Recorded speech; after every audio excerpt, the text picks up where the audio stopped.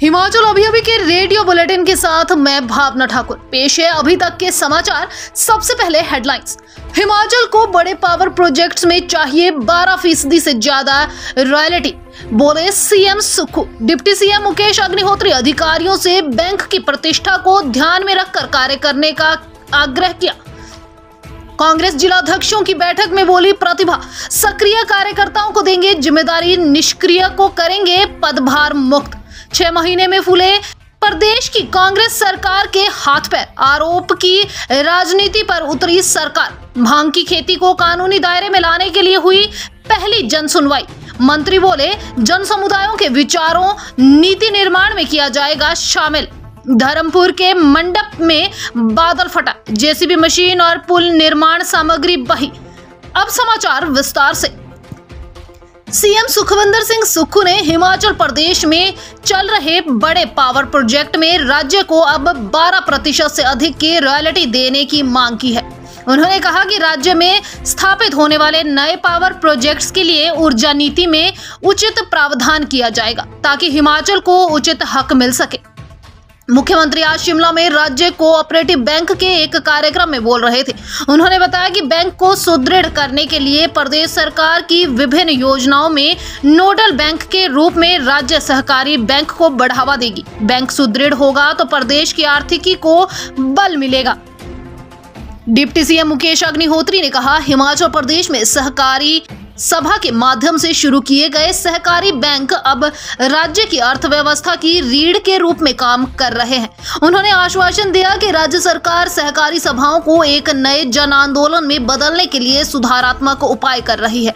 अग्निहोत्री ने अधिकारियों से बैंक की प्रतिष्ठा को ध्यान में रखकर कार्य करने का आग्रह किया। डिप्टी सीएम ने कहा कि पिछली सरकार के वित्तीय कुप्रबंधन ने राज्य पर 75,000 करोड़ रुपए के कर्ज का बोझ डाला है।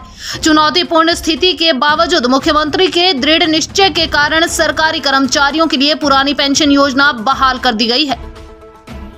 कांग्रेस मुख्यालय राजीव भवन में कांग्रेस प्रदेशाध्यक्ष एवं सांसद प्रतिभा सिंह की अध्यक्षता में जिला अध्यक्षों के साथ बैठक हुई, जिसमें आगामी लोकसभा चुनावों की रणनीति तैयार की गई है। संगठन की मजबूती के लिए सक्रिय कार्यकर्ताओं को जिम्मेदारी देने के साथ ही निष्क्रिय कार्यकर्ताओं को पदभार मुक्त करने की बात भी प्रतिभा सिंह ने कही है।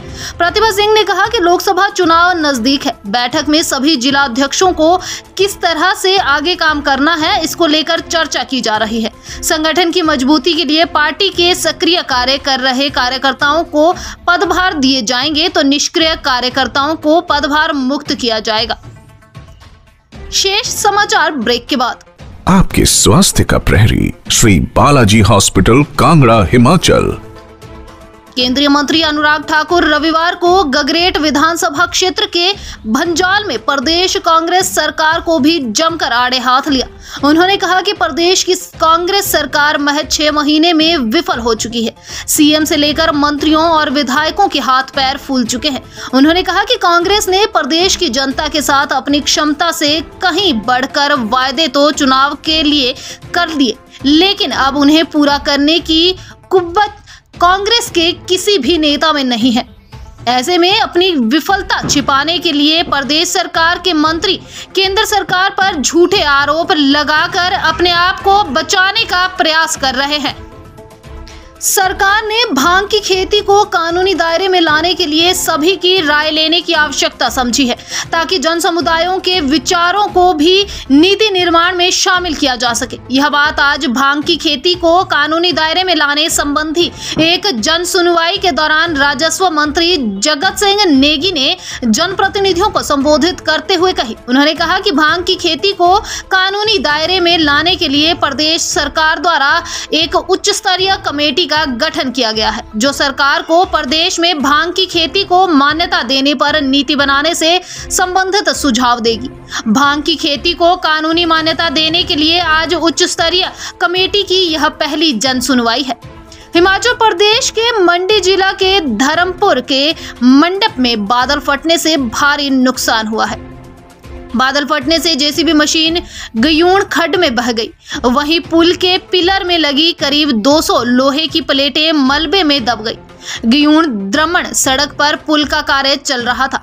घटना में कोई जानी नुकसान नहीं हुआ है। प्रशासन की टीम ने मौके पर पहुंचकर नुकसान का जायजा लिया है।